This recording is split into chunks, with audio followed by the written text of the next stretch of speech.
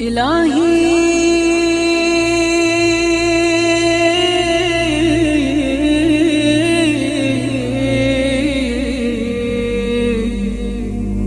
إن كان الندم على الذنب توبة. اعوذ باللہ من الشیطان الرجیم. بسم اللہ الرحمن الرحیم. الحمد للہ الذي كان موجودا قبل حدوث الاشیاء ويبقى بعد فناء الاشیاء. تفرد بالاولیة والقدم ووصم كل شيء ما عداه بالفناء والعدم. كما قال عز شأنه كل شيء هالك إلا وجهه وكل نفس ذائقة الموت. وقال كل من عليها فان ويبقى وجه ربك ذو الجلال والإكرام. سبحان من لا يخفى عليه اختلاف النيات ولا يعزب عنه معاصي العباد في الخلوات. سبحان الله الذي منه خلقت العباد وإليه المعاد. فمن يعمل مثقال ذرة خيرا يراه ومن يعمل مثقال ذرة شرا يراه. نشهد أن لا إله إلا هو الملك الذي لا ينازع في ملكه ولا يضاد في حكمه. يعذب من يشاء بما يشاء كيف يشاء ويرحم من يشاء بما يشاء كيف يشاء. تعذيبه المسيئين عدل وعفوه فضل. ونشهد أن محمدًا سيد المرسلين محمد آل محمد وخير المبشرين والمنذرين صلى الله عليه وآله الهداة المهديين. من ركب سفينتهم نجا واهتدى ومن تخلف عنها ضل وغرق وهوى. أوصيكم عباد الله بالاعتصام بالتقوى فإنه حبل متين وعروة عتقى. أما بعد فقد قال الحكيم في كتابه الكريم وقوله الحق. بسم الله الرحمن الرحيم. تلك الدار الآخرة نجعلها للذين لا يريدون علوا في الأرض ولا فسادا والعاقبة للمتقين. صدق الله العلي العظيم.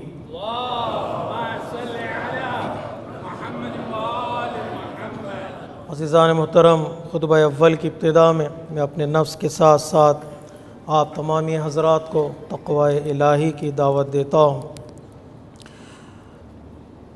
روایات کی کتابوں میں ایک مشہور و معروف روایت بعنوان حدیث عنوان بصری کے طور پر ذکر ہوئی ہے، جس میں ہمارے اور آپ کے چھٹے امام جعفر صادق علیہ الصلاۃ والسلام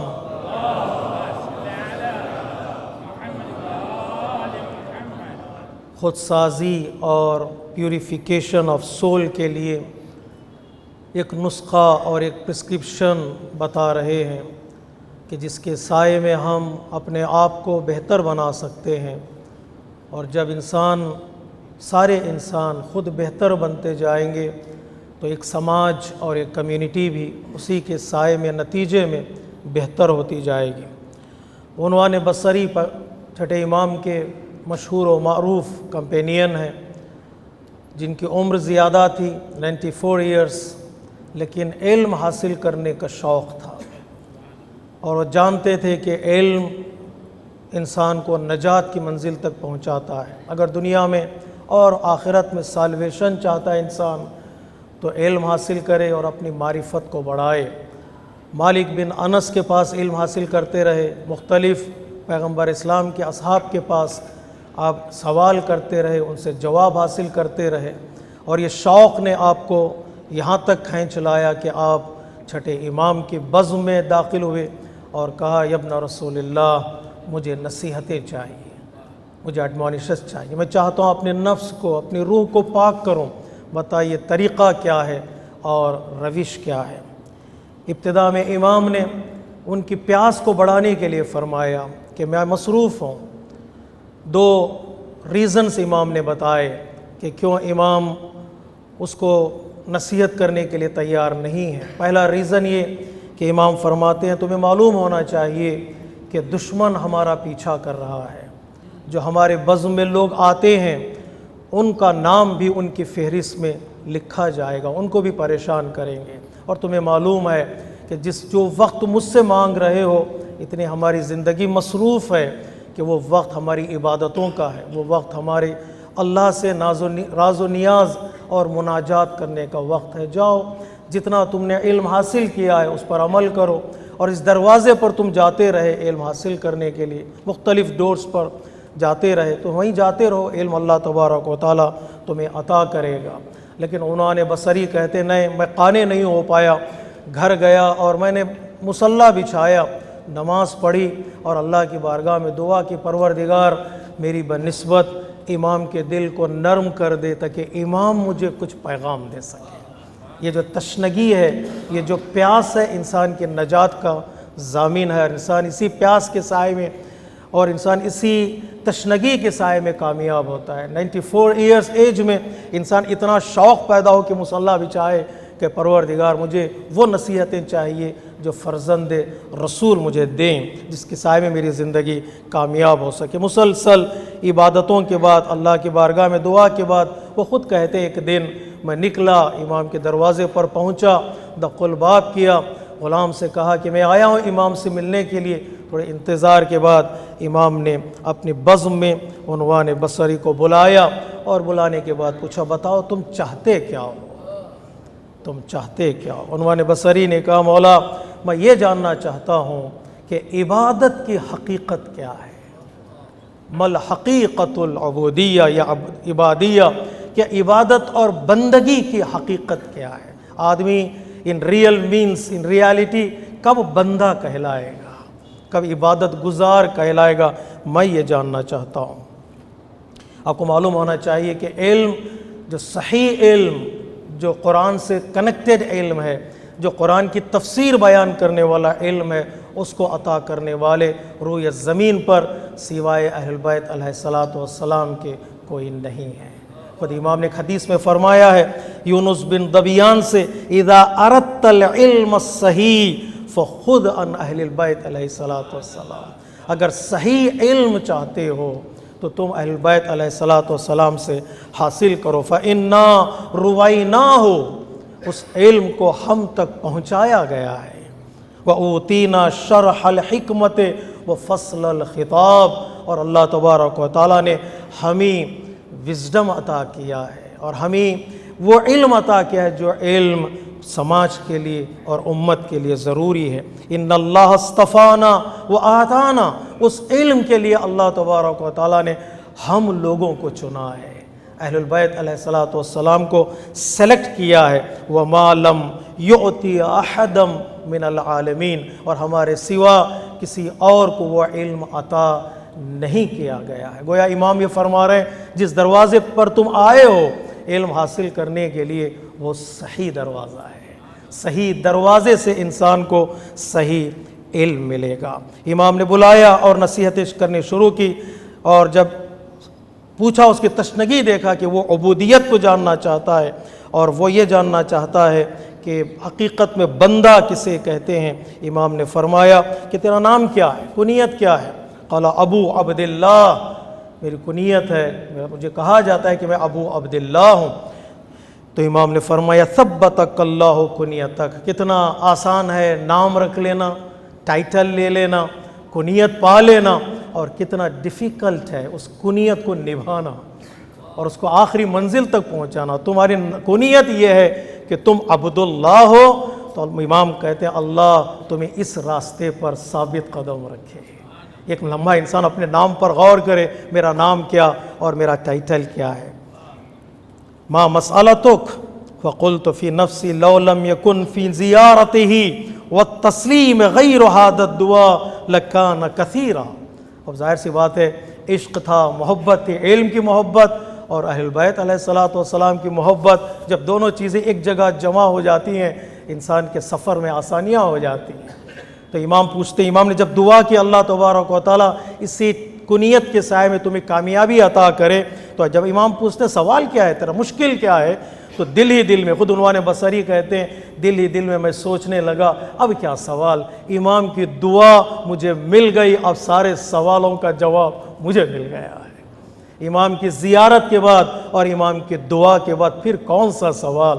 اگر کوئی نصیحت نہ بھی ملے اس کے بعد کہ امام کی زیارت نصیب ہو گئی ہے اور امام کی دعا، تو پھر مجھے کسی چیز کی ضرورت نہیں ہے. پھر بھی اس نے پوچھ ہی لیا مولا عبادت کی حقیقت کیا ہے. امام نے فرمایا یا ابا عبداللہ لیس العلم بالتعلم. اے عنوان بصری، یاد رکھو علم صرف کتابوں سے نہیں ملتا، صفحے الٹنے کا نام علم نہیں ہے. انما هو نور یقع فی قلب من یرید اللہ تبارک و تعالی. کبھی علم اللہ کی طرف سے ایک عطا ہے، ایک نور ہے جس کے دل میں چاہے اللہ تبارک و تعالی اس کے دل میں ڈال دیتا ہے. یہدیہ، اسے گائیڈ کرتا ہے، اسے گائیڈنس کی طرف لے آتا ہے. فإن أردت العلم فاطلب اولا فی نفسک حقیقت العبودیہ. اگر وہ علم چاہتے ہو جو اللہ تمہارے اندر ڈالنا چاہتا ہے تو اس حاصل کرنے سے پہلے عبودیت کی، عبدیت کی حقیقت کو جانو، سلیو بنو، سرونٹ آف اللہ بنو. وَاطْلُبِ الْعِلْمَ بِاسْتِعْمَالِهِ. یاد رکھو علم حاصل کرو علم پر عمل کرنے کے لیے. وَاسْتَفْهِمِ اللَّهَ يَفْهَمِكُمْ. اللہ کو سمجھنے کے لیے علم حاصل کرو، اللہ تبارک و تعالیٰ تمہیں سمجھا دے گا. کبھی کبھار سوال آدمی کرتا ہے دوسروں کو ٹیسٹ کرنے کے لیے، سوال کرتا ہے دوسروں کو ذلیل کرنے کے لیے، سوال کرتا ہے دوسروں کے پاس کتنا علم ہے جاننے کے لیے. امام فرماتے ہیں سوال کرو لیکن سوال سمجھنے کے لیے کرو، کسی اور کو سمجھانے کے لیے نہیں. یہ بتانے کے لیے میرے اندر کتنا علم ہے انسان کوشچنز کی ایک فہرست لگا دیتا ہے، نہیں. اس کے لیے علم حاصل نہ کرو، اس سے غرور پیدا ہوتا ہے، اس سے ایروگنسی پیدا ہوتی ہے. اگر اللہ کے لیے استعمال علم کے لیے علم حاصل کرو گے تمہارے اندر تواضع پیدا ہوگا. اس کے بعد امام فرماتے ہیں اے عنوان بصری، حقیقت عبودیت تک، دا ریالٹی آف عبودیت تک پہنچنے کے لیے 3 چیزوں کا خیال کرو. مولا وہ 3 چیزیں کون سے ہیں؟ امام فرماتے ہیں تم یہ تصور کرو کہ تم کسی دنیا میں کسی چیز کے اونر نہیں ہو، مالک اللہ ہے، دا اونر اللہ ہے. تم عبد بننا چاہتے ہو تو اونرشپ اللہ کے حوالے کرو، اس لیے کہ بندہ کسی چیز کا مالک نہیں ہوتا ہے. 2، اپنے امور کو، اپنے کاموں کو اللہ کے حوالے کرو، یہ جانتے ہوئے کہ تمہارے کاموں میں بھی تم ویک ہو، کمزور ہو، ڈیسیشنس میں، ایکشنس میں، پلاننگ میں تم کمزور ہو. اللہ کے پلان کے مقابل میں تمہارا پلان طاقتور نہیں ہو سکتا ہے. اور تیسری عبودیت کے لیے، ریالٹی آف سرونٹ بننے کے، سبمیشن کے لیے امام فرماتے ہیں اس نے جو کچھ کہا ہے اس پر عمل کرتے چلے جاؤ، ریالٹی آپ کو عبدیت کی اور عبودیت کی سمجھ میں آنے لگے گی. بہت مشکل ہے. جو انسان اللہ کو مالک سمجھتا ہے پھر وہ مال اللہ کے راستے میں خرچ کرنے سے کنجوسی نہیں کرے گا، اس لیے کہ وہ مالک نہیں ہے. سوچے گا نہیں کہ راہ خدا میں خرچ کروں یا نہ کروں، جب مالک ہی نہیں ہوں تو میرا کام خرچ کرنا ہے. اس لیے اس نے کہا وہ مالک ہے. جب میں یہ جان لوں، امام فرماتے ہیں جب میں یہ جان لوں کہ میں ناتوان ہوں، کمزور ہوں، پلان بناؤ، اپنے پلان کو، اپنے کاموں کو، اپنے ایکشنز کو اللہ کے حوالے کرو. صبح گھر سے نکلنا، فجر کی نماز کے بعد یہ دعا میں کہنا افوض امری الی اللہ، پروردگار میں نکل رہا ہوں ہاتھ میں تھیلا لیے، میں نکل رہا ہوں جاب کے لیے، کام کے لیے، بزنس کے لیے، پوری تیاری ہو چکی ہے، لیکن میری تیاری اسی وقت کمپلیٹ ہوگی اگر تو میرے کاموں کو اپنے ذمہ لے لے. افوض یعنی ٹرانسفر کر دینا، اللہ کے حوالے کر دینا، یہ کام اب تو کر، میں نکل رہا ہوں، میرا کام تیرے حوالے ہے۔ اگر اللہ کو انسان طاقتور مانتا ہے تو اپنے کاموں کو اللہ کے حوالے کرے۔ ہاں، اللہ کی اطاعت میں اگر انسان مصروف ہو جائے، اللہ کی عبادت میں مصروف ہو جائے، اللہ کے احکام کو عمل کرنے میں انسان تیاری دکھائے، وہ دروازے اللہ تبارک و تعالیٰ اس کے لیے کھول دے گا جہاں سے انسان کو امید تک نہیں تھی۔ عبادتوں کا نتیجہ تقویٰ ہے، عبادتوں کا نتیجہ سنسیئرٹی ہے، عبادتوں کا نتیجہ اللہ سے قریب ہونا ہے۔ آیت اللہ مہدی معرفت جہاں اہل البیت علیہ الصلوۃ والسلام کی انفیلیبلٹی پر گفتگو کرتے ہیں، وہ کہتے ہیں انفیلیبلٹی کا طریقہ یہ ہے کہ انسان جتنا عابد بنے گا اللہ کا، اللہ اس کو اپنی ذات سے قریب کر لے گا۔ تقویٰ یا الہی اختیار کرتے جاؤ، اللہ اتنا بلند کر دے گا کہ پھر وہ گناہ کی طرف نہیں دیکھے گا۔ اہل بیت کی زندگی جانا تھے انفیلیبل ہیں یا نہیں ہے، بعد میں بحث کرو، دیکھو ان کی پریکٹیکل لائف کتنی بلند تھی۔ جب پریکٹیکل لائف پڑھنے لگو گے تو سمجھ میں آئے گا اتنے عبادت گزار لوگ کبھی خطا نہیں کریں گے، اتنے عبادت گزار لوگ کبھی ان سے مسٹیک نظر نہیں آئے گی۔ تو انشاءاللہ انسان جب عبادت کرتا ہے تو اللہ تبارک و تعالیٰ اپنی بارگاہ سے اسے قریب کر لیتا ہے۔ واجبات انجام دینا ضروری ہے، لیکن مستحبات انسان کو اللہ سے اور قریب کر دیتے ہیں۔ حدیث قدسی میں اللہ تبارک و تعالیٰ کہتا ہے میں اپنی خصوصیتیں انہیں عطا کر دیتا ہوں، اب وہ نہیں دیکھتے میں دیکھتا ہوں، اب وہ ایکشن نہیں کرتے میں کرتا ہوں۔ ما رمیت اذ رمیت ولکن اللہ رما، کنکریاں تم نے نہیں پھینکی ہیں، اگر تم نے بھی پھینکی ہیں دنیا دیکھتی ہے، رسول نے کنکریاں پھینکی ہیں، وہ اللہ نے پھینکی، وہ اللہ نے۔ کیوں؟ انسان جب عبادت سے اتنا قریب ہو جاتا ہے اللہ تبارک و تعالیٰ اس کے ایکشنز کو اپنا ایکشن بنا لیتا ہے۔ امام فرماتے یہ تقویٰ کمپلیٹ تقویٰ نہیں ہے جو میں نے بتایا تین چیزوں کو، یہ تقویٰ کا پہلا اسٹیج ہے۔ اگر دوسرے اسٹیج تک پہنچنا چاہتے ہو، ظلم نہ کرو کسی پر، ایک اپنی ذمہ داری، اپنی زندگی، اپنی عبادت، میری عبادت کے ذریعے سے بھی کسی پر ظلم نہ ہو، میرے سجدے بھی کسی کو تکلیف نہ پہنچائیں، میرا حج بھی کسی کو تکلیف نہ پہنچائے، میری زیارت بھی کسی کو پریشان نہ کرے۔ آقا قراتی کہتے ہیں جب زیارت پر جاتے ہیں لوگ ایک دوسرے پر چڑھ جاتے ہیں، ایک دوسرے کو کوہنیاں مارتے ہیں، ایک دوسرے کا ہاتھ کھینچ لیتے ہیں۔ آقا قراتی کہ پرہیز کرو کہ ایسا نہ ہو میری یہ زیارت، میرا یہ جوش، میری یہ محبت کسی کو تکلیف پہنچا دے۔ عبادت تکلیف پہنچانے کے لیے نہیں ہے، عبادت لوگوں کو سکون دینے کے لیے۔ تو دوسرا مرحلہ کیا ہے؟ قال اللہ تبارک و تعالی تلک الدار الآخرہ نجعلها للذین لا یریدون علوا فی الارض ولا فسادا، اپنی عبادت پہ مغرور نہ ہونا اور کسی پر ظلم نہ کرنا، والعاقبۃ للمتقین، یہ پرہیزگاروں کا ہائیر اسٹیج ہے، اور اس اسٹیج تک پہنچنے کے لیے ظلم سے اپنے ہاتھوں کو پاک کرنا پڑے گا۔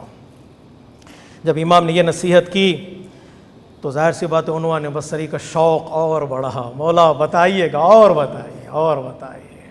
جو اہل بیت کے دروازے پر آ جاتا ہے حصول علم کے لیے، وہ کبھی باہر جانے کے لیے تیار نہیں ہوتا ہے۔ کوئی کہہ دے حضرت فضہ سے وہ شہزادی کا گھر چھوڑ دے، کوئی کہہ دے قمبر سے کہ وہ چھوڑ دے مولا کائنات کے غلامی، کیا وہ چھوڑنے کے لیے تیار ہوں گے؟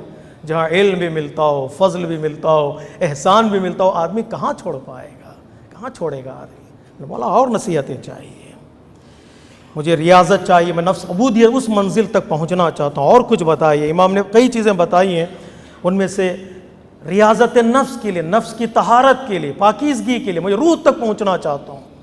ہماری جو جرنی ہے اس دنیا میں، ہماری فزیکل باڈی تک پہنچنا نہیں ہے، میں کیا کھاؤں کہ میرا جسم مضبوط ہو جائے، میں کتنا ایکسرسائز کروں کہ میرا جسم مضبوط ہو جائے، یہ مینس ہیں، یہ ٹولز ہیں، یہ فرسٹ سٹیپس ہیں۔ کہاں تک مجھے پہنچنا ہے؟ Purification of the civil. میں کتنے سجدے کروں، سر جھکاؤں، کتنے سجدے، ان سجدوں کا امپیکٹ میرے روح پر پڑنا چاہیے۔ امام فرماتے ہیں روح تک پہنچو۔ ہاں، روح تک پہنچنے میں بہت دیر لگتی ہے، آسان نہیں ہے۔ ہم سمجھتے روح تک ہم پہنچ گئے، نہیں، مسلسل عبادت، مسلسل ریاضت، مسلسل کوششوں کے بعد تھوڑا انسان روح کو سمجھنے لگتا ہے، جسے جب انسان کی زندگی میں عبادتوں میں لذت آنے لگے، ٹیسٹ ملنے لگے انسان کو سجدوں سے، سمجھ جاؤ تھوڑا تم روح سے قریب ہوئے ہو۔ ایک ہے اٹینڈنس والی عبادت، ایک ہے وہ ٹیسٹ ملے انسان کو، لذت عبادت۔ مولا کائنات فرماتے ہیں سب سے بڑا عذاب یہ ہے کہ انسان سے اللہ تبارک و تعالیٰ اس عبادتوں کے ٹیسٹ کو نہ چھین لے۔ جب انسان گناہ کرتا ہے تو وہ عبادتوں کی لذت چھن جاتی ہے۔ کیا کرنا ہے مولا؟ امام کہتے ہیں جسم کا خیال کرو۔ تو جسم کا کیسے خیال کروں؟ فَإِيَّاكَ أَن تَأْكُلَ مَا تَشْتَهِي فَإِنَّهُ يُورِثُ الْحِمَاقَةَ وَالْبَلَةَ۔ جب تک خواہش پیدا نہ ہو دسترخوان پر نہ بیٹھو، کچھ کھانے کی تمنا نہ ہو، آرزو نہ ہو، دسترخوان پر نہ بیٹھو۔ جب دل چاہتا ہے کچھ کھاؤں تب جاؤ بیٹھو، لیکن کچھ خواہش ہی نہ ہو، چونکہ دعوت آ گئی ہے تو چلو بیٹھ جاتے ہیں، چونکہ فری میں مل گیا تو چلو کھا لیتے۔ نہیں، امام کہتے نہیں، جب تک تمہارا دل طلب نہ کرے کھانے کی طرف نہ جانا۔ دوسری چیز وَلَا تَأْكُلْ إِلَّا عِنْدَ الْجُوعِ، جب تک بھوک نہ لگے۔ کبھی خواہش ہے، دسترخوان دیکھ کر خواہش پیدا ہو جاتی، نہیں، کبھی جب تک بھوک نہ لگے دسترخوان پر مت بیٹھو۔ وَإِذَا أَكَلْتَ فَكُلْ حَلَالًا، جب کھانے کی باری آئی دیکھ لو کیا کھا رہے ہو، حلال کھا رہے ہو یا حرام کھا رہے ہو۔ اس لیے کہ حرام کا اثر تم سمجھتے ہو میں باڈی میری کھا رہی، نہیں، اس کا اثر تمہارے روح پر پڑتا ہے۔ وَسَمِّ اللَّهَ وَاذْكُرْ، اللہ کا نام لینا اور اللہ کو یاد کرنا جب بھی دسترخوان پر بیٹھو۔ بسم اللہ الرحمن الرحیم، یہ صرف آیت نہیں ہے، یہ ہمارا سلوگن ہے، یہ ہمارا شعار ہے۔ جب بھی دسترخوان پر بیٹھنا گنگنانا نہیں، وسپر نہیں کرنا، بلند آواز سے پڑھنا بسم اللہ الرحمن الرحیم۔ جب اللہ کا نام لے لیا جاتا ہے تو پھر حلال کا بھی پتہ چل جاتا ہے اور نجاستوں کا بھی پتہ چل جاتا ہے۔ یہ کھانا کہاں سے آیا، مجھے کس نے دیا ہے؟ جب آدمی بھول جاتا ہے تو مغرور ہو جاتا ہے، جب یاد رکھتا ہے تو پھر کھانے کے بعد ایک سجدہ ضرور کر لے گا۔ کتنے لوگ ہیں جو آج کی دنیا میں اسی حلال رزق کے لیے ترس رہے ہیں۔ امام فرماتے ہیں جب کھانے کی طرف توجہ کرو اس کا اثر تمہاری روح پر ہوتا ہے۔ بعد امام فرماتے ہیں 3 چیزیں تمہارے صبر کے لیے ضروری ہیں۔ دنیا تمہیں غصہ دلاتی ہے، یہ دنیا میں غصہ ہے، اینگزائٹی ہے، اینگر ہو جاتا ہے آدمی، اس کی پسند کی چیزیں نہیں ملتی، دسترخوان پر پسند کی چیزیں نہیں ملتی۔ جی بیگم صاحبہ 1 سالن 2 مرتبہ دسترخوان پر رکھ دے آدمی کو غصہ آ جاتا ہے۔ جی 1 سالن ریپیٹ کر دے سو دوسرے دن وہی بنائے جو پہلے دن بنا تھا، آدمی کو غصہ آ جاتا ہے۔ چائے آنے میں دیری ہو جائے تو آدمی کو غصہ آ جاتا ہے۔ اینگر انسان کی نیچر میں ہے، لیکن اس کو کنٹرول کرنے والا مومن ہوتا ہے، اس کو کنٹرول کرنے والا، نفس کی طرف خیال کرنے والا۔ میرے پاس وقت نہیں ہے، معذرت چاہتا ہوں۔ امام فرماتے ہیں حلم کے لیے، صبر کے لیے، بردباری کے لیے، ٹالرنس کے لیے کچھ سٹیپس ہیں جنہیں تمہیں فالو کرنا ہے۔ ان میں سے 3 سٹیپ ہیں۔ ایک، اگر کوئی تم سے یہ کہے کہ اگر تو 1 بات کہے گا تو میں 10 باتیں کہوں گا، تم اس سے کہو کہ تم 10 باتیں کہو گے تو میں 1 بھی نہیں کہوں گا۔ کبھی کبھار مشکل ہوتا ہے، نہیں، اگر آدمی جواب نہ دے تو رات بھر نیند نہیں ہے تو میں نے جواب کیوں نہیں دیا اس کو۔ اگر کوئی 1 بات تمہارے خلاف کہے تو ہمارے مشہور ہے نا، تم 1 بولو تو ہم 10 بولیں گے۔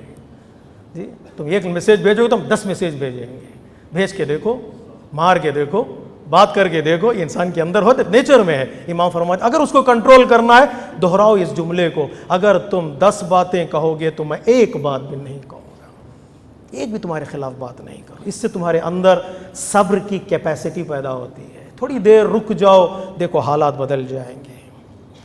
جو شخص تمہیں برا بھلا کہتا ہے، تمہارے خلاف پبلسٹی کرتا ہے، تمہارے خلاف پروپیگنڈا کرتا ہے، تمہارے خلاف بولتا ہے، تو اس کے لیے کہو، یہ جملہ ضرور کہو۔ دیکھیں یہ چیزیں غصہ دلاتی ہیں، نہیں، بہت غصہ دلاتی ہیں آدمی کو۔ خصوصی طور آج کل سوشل میڈیا میں کوئی آپ کے خلاف ایک بات لکھ دیتا ہے تو آدمی کے اندر غصہ پیدا ہوتا ہے۔ جی اٹ ہرٹس می، یہ مجھے ناراض کر دیا گیا جملہ۔ امام کیا فرماتے ہیں اگر کوئی جملہ تم نے ایسے دیکھ لیا ہے، دنیا والوں کے ہاتھوں میں تمہاری عزت اللہ نے رکھی ہی نہیں ہے، عزت دنیا والوں کے ہاتھ میں نہیں ہے۔ اگر اگینسٹ بھی لکھتے چلے جاؤ، اگر میرا تعلق اللہ سے مضبوط ہے، اللہ کہاں سے عزت دے گا ہمیں نہیں معلوم، نہیں معلوم۔ امام کہتے ہیں یہ جملہ کہو، کس سے کہوں؟ جو تمہارے خلاف بولتا ہے، اگر یہ سچ ہے تو اللہ مجھے معاف کرے، اور اگر جھوٹ ہے تو اللہ تجھے معاف کرے۔ مشکل ہے یہ جملہ کہنا، بہت مشکل ہے، بہت مشکل ہے، مجھے معاف کرے۔ مالک اشتر کی توہین کی ایک بندے نے کوفے کے بازار میں، بیچ بازار میں توہین کی۔ اہل بیت کی توہین کرتے تھے لوگ، نعوذ باللہ، اہل بیت کے چاہنے والوں کی بھی مذمت کرتے، کبھی جانتے ہوئے کبھی انجانے میں۔ کوفے میں آیا ایک شامی، اس نے توہین کیا مالک اشتر کی، برا بھلا کہا۔ مالک اشتر قریب میں مسجد تھی، مسجد کے اندر داخل ہوئے، لوگوں نے جب اس کو دیکھا برا بھلا کہہ رہا ہے تو اس کو قریب بلایا، پتہ ہے تو نے کس کے خلاف بولا ہے، کس کی ڈس ریسپیکٹ کی ہے؟ کہا کس کی؟ کہا یہ علی کے کمانڈر ہیں، کمانڈر چیف علی کے فوج کے سردار ہیں، تم نے ان کی ڈس ریسپیکٹ کی ہے، ان کے نیام سے تلوار نکل جائے تو تمہاری گردن گئی۔ تو لوگ یہی سوچتے ہیں نا، کمانڈر کا مطلب ہے تلوار ہاتھ میں لے لینا، کمانڈر کا مطلب ہے مار دینا، آج کی دنیا میں یہی ہوتا ہے، کمانڈر کا مطلب ہے مارو۔ وہ دوڑتا ہوا مالک اشتر کے پیچھے دوڑا، پہنچا، مالک اشتر کو فالو کیا، مسجد میں دیکھا آپ نماز پڑھ رہے ہیں، انتظار کیا، نماز ختم ہوئی تو قدموں پہ سر رکھا، مجھے معاف کر دیا صاحب، میں نے آپ کی ڈس ریسپیکٹ میں جانتا نہیں تھا کہ آپ کمانڈر ہیں۔ مالک اشتر نے کہا میں تجھ سے بدلہ لینے کے لیے مسجد میں نہیں آیا ہوں، اگر بدلہ لینا ہوتا تو مارکیٹ میں کھڑا رہتا، مسجد میں اس لیے آیا ہوں کہ میں تیری مغفرت کی دعا کر سکوں، تو نہیں جانتا میں۔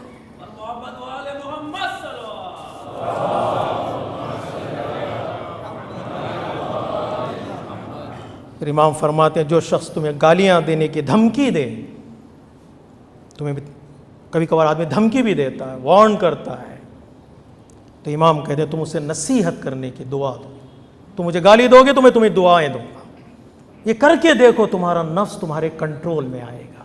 جب تک نفس کنٹرول میں نہیں آئے گا اسے انسان مجبور نہیں کرے گا۔ حدیث میں ہے کہ نفس کو کنٹرول کرنے کے لیے نفس کو بھوکا رکھو، بھوکا رکھو۔ کبھی کبھی نفس کو بھوکا رکھنا، ہم کہتے ہیں پیٹ کو بھوکا رکھو، امام کہتے ہیں نہیں، تمہارے نفس کو بھوکا رکھو۔ نفس بہت چیزیں مانگتا ہے، مجھے یہ بھی چاہیے، مجھے وہ بھی چاہیے، مجھے یہ بھی چاہیے، امام کہتے ہیں یہ بھی نہ دو، وہ بھی نہ دو، وہ بھی نہ دو۔ جب نہ دینے کی اسے عادت ڈالو، نہ ملنے کی عادت ہو جاتی ہے تو وہ در حقیقت بھوک کو برداشت کرنے لگے گا، بھوک کو برداشت کرنے لگے گا۔ چاہیے میں بہت ساری چیزیں آ جاتی ہیں، مجھے یہ چیز بھی چاہیے، مجھے وہ مقام بھی چاہیے، مجھے وہ اسٹیٹس بھی چاہیے، مجھے وہ لڑکی بھی چاہیے، مجھے وہ گھر بھی چاہیے۔ آدمی کے اندر ہرس اور گریڈینس بڑھتا چلا جاتا ہے۔ امام کہتے ہیں نفس کو بھوکا رکھو، جس دن تمہیں نفس کہے مجھے وہ بھی چاہیے، تم نفس کو تلقین کرو آج مجھے یہ نہیں چاہیے، آج مجھے یہ نہیں چاہیے۔ جب نفس کو بھوکا رکھو گے نفس صابر بنے گا، جب نفس صابر بنے گا تمہاری زبان سے یہ جملہ ضرور نکلے گا، الحمدللہ رب العالمین۔ ان احسن الحدیث وابلغ الموعظہ کتاب اللہ، بسم اللہ الرحمن الرحیم، والعصر ان الانسان لفی خسر الا الذین آمنوا وعملوا الصالحات وتواصوا بالحق وتواصوا بالصبر۔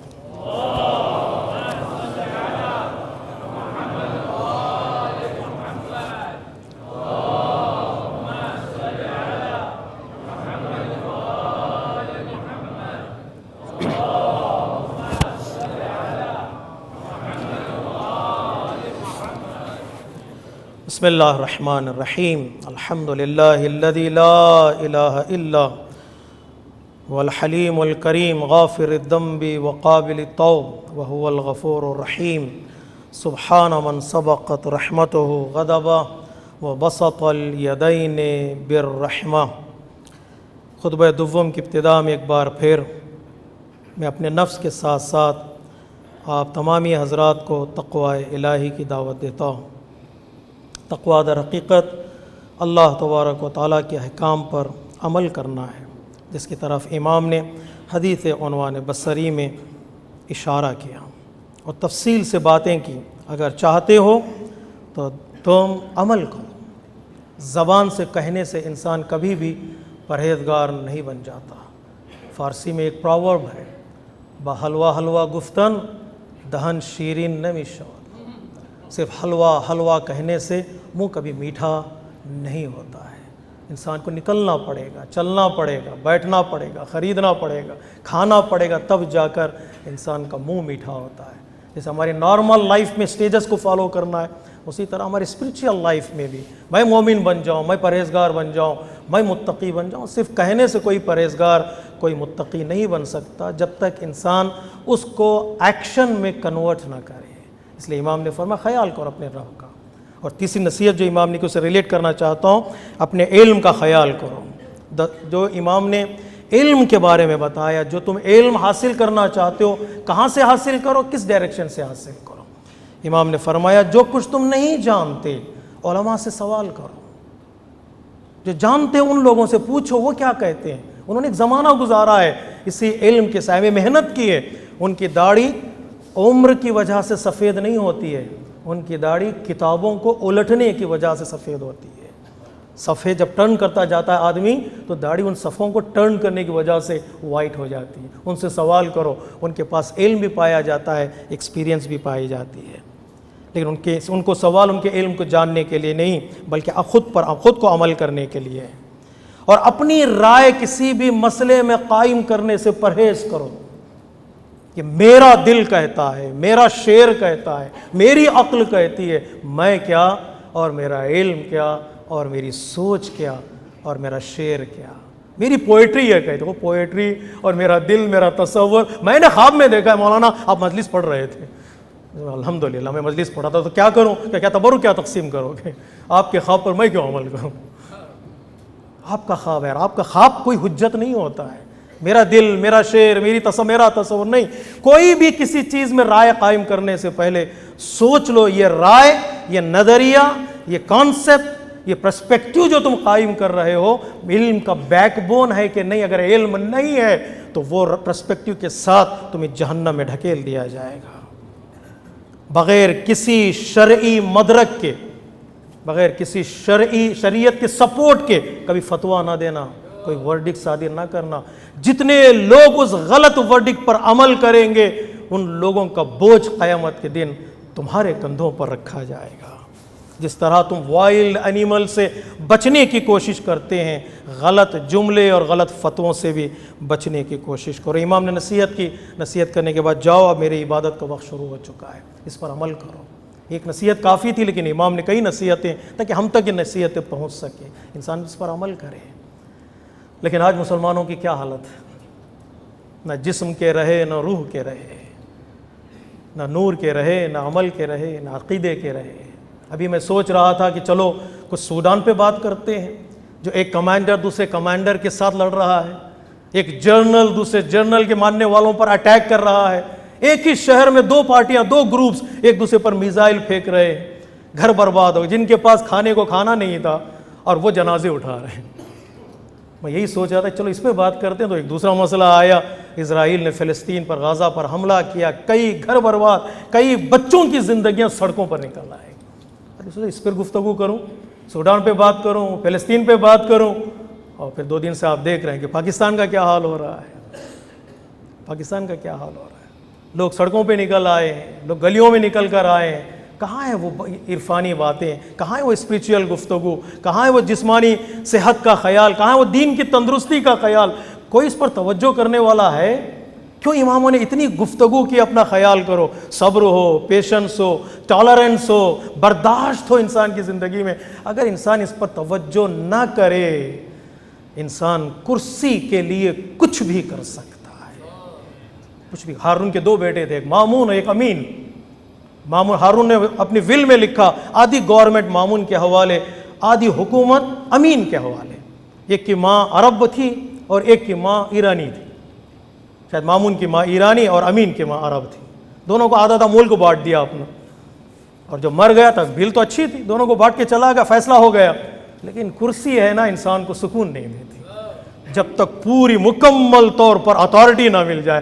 آدمی خدا کو مانتا ہے، اس لیے مانتا ہے کہ وہ بھی خدا بننا چاہتا ہے، خدا کو اس لیے نہیں مانتا کہ وہ سجدہ کرے، وہ بھی خدا بننا چاہتا ہے۔ اور مامون نے اپنے بھائی امین کو قتل کر دیا تاکہ پوری زمین پر وہ حکومت کر سکے۔ جب علماء نے تاریخ لکھی ہے تو نیچے جملہ لکھا ہے الملک عقیم، یہ گورنمنٹ، یہ اسٹیٹس، یہ کرسی بانجھ ہوتی ہے۔ بانجھ کا مطلب ہے بیرن، اس کی کوئی اولاد نہیں ہوتی، وہاں کوئی رحم ورحم وہاں کی چیز نہیں پائی جاتی ہے۔ ہم آج کی دنیا میں دیکھتے ہیں کہ رحم ورحم میں کوئی چیز نہیں نظر نہیں آتی۔ اگر کوئی چیز مجھے ملنے والی ہے، ملنی چاہیے تو ملنی چاہیے، کچھ بھی ہو جائے۔ کوئی انسان بیک فٹ پر جانے کے لیے تیار نہیں ہے، جس کا نتیجہ فساد، جس کا نتیجہ کرپشن، جس کا نتیجہ قتل اور غارت گری ہے۔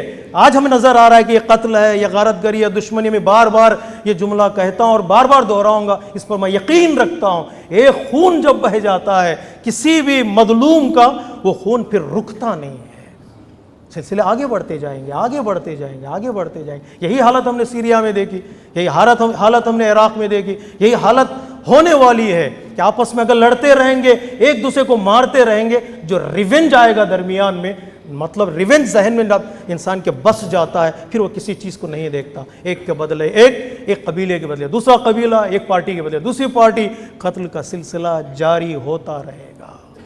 اس کو کنٹرول کرنا، اس کو اپنے قابو میں رکھنا، در حقیقت یہ ایمان ہے، یہ ایمان ہے۔ کتنے اہل بیت علیہ الصلوۃ والسلام کی زندگی کا لوگ مطالعہ کریں، ان کو انوائٹ کرتے ہیں دوسرے آج کی دنیا کے لوگوں کو، آؤ ان کی طرف رجوع کرو۔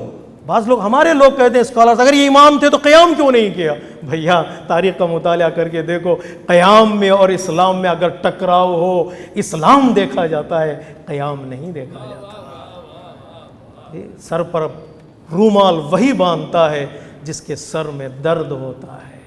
اسلام کا خیال وہی کرتے ہیں جن کے گھر میں اسلام پلا ہو، اسلام بڑا ہو، جنہوں نے پھلتا پھولتا اسلام کو دیکھا ہے۔ کئی قربانیاں چاہیے ہوتی ہیں۔ امت مسلمہ سے میں گزارش کرتا ہوں آپ لوگوں سے، دعا کریں ان مسلم ممالکوں کے لیے، ملکوں کے لیے دعا کریں، اس لیے کہ یہ چیزیں بڑھتی جائیں گی۔ ہاں وہاں ایک ملک پر افیکٹ نہیں ہوتا ہے اس کا، اس لیے کہ لوگ ریلیٹ کر دیتے ہیں مذہب کو حکومتوں سے، اور جب حاکم بنتے ہیں یہ لوگ پہلا نام اسلام ہی کا لیتے ہیں۔ پتہ ہے جب ظلم کرتے ہیں، مارتے ہیں، جب وہ اسٹیج پر بیٹھ جاتے ہیں، خلیفہ بن جاتے ہیں، تو کہتے ہیں انا خلیفۃ المسلمین۔ نام یہ نہیں کہ تم پارٹی کا خلیفہ ہوں، وہ کہیں گے میں مسلمانوں کا خلیفہ ہوں۔ جب مسلمانوں کا خلیفہ کہا جاتا ہے تو ظاہر سی بات ہے بدنام ملک کے ساتھ مسلمان ہوں گے۔ جب مسلمان بدنام ہوں گے تو پھر اسلام پر سوال اٹھنے شروع ہو جائیں گے۔ سارے بادشاہوں نے یہی کام کیا، مغل بادشاہوں نے یہی کام کیا، حکومت انہوں نے کی، مزے انہوں نے اڑائے، نہ بدنام کس کو کیا؟ اسلام کو کیا۔ کیا ہم اسلام کے لیے کریں؟ جب اسلام کا نام درمیان میں آتا ہے تو اسلام کے خلاف انگلیاں اٹھنے لگتے ہیں۔ ہماری ذمہ داری ہے سب کو دعائیں کریں، اور ان لوگوں کے لیے خصوصی طور پر دعائیں کریں جو لوگ سفر ہو رہے ہیں درمیان میں۔ دو لوگ درمیان میں سفر ہوتے ہیں، بڑے بڑے لوگ لڑتے چلے جاتے ہیں، پستے چھوٹے لوگ ہیں جی۔ گدھے اور گھوڑے کے درمیان جب جنگ ہوتی ہے، لڑائی ہوتی ہے، تو کون پستا ہے؟ خرگوش اور مینڈک کچلے جاتے ہیں۔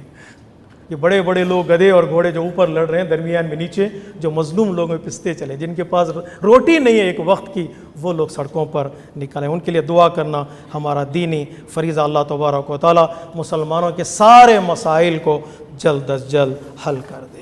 اللہم صلی علی سید المرسلین و شفیع المذنبین نبیا محمد صلی اللہ علیہ وآلہ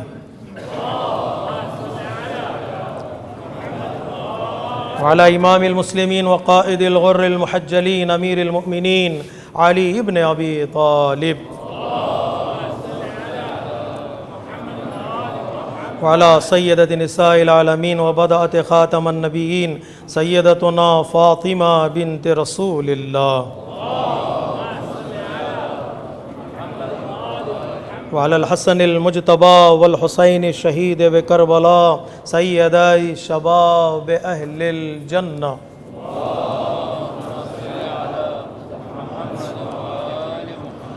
وعلى أئمة المسلمين وقادة المؤمنين علي بن الحسين ومحمد بن علي وجعفر بن محمد وموسى بن جعفر وعلي بن موسى ومحمد بن علي وعلي بن محمد والحسن بن علي عليهم الصلوات والسلام اللهم صل على مولانا صاحب الزمان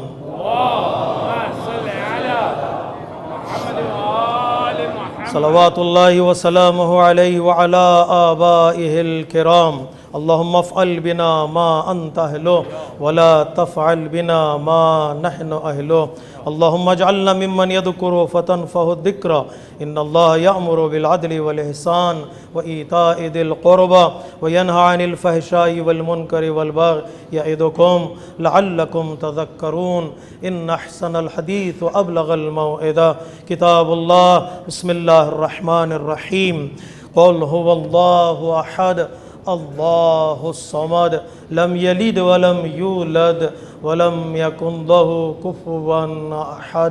صدق اللہ العلی العظیم۔ والسلام علیکم ورحمۃ اللہ وبرکاتہ۔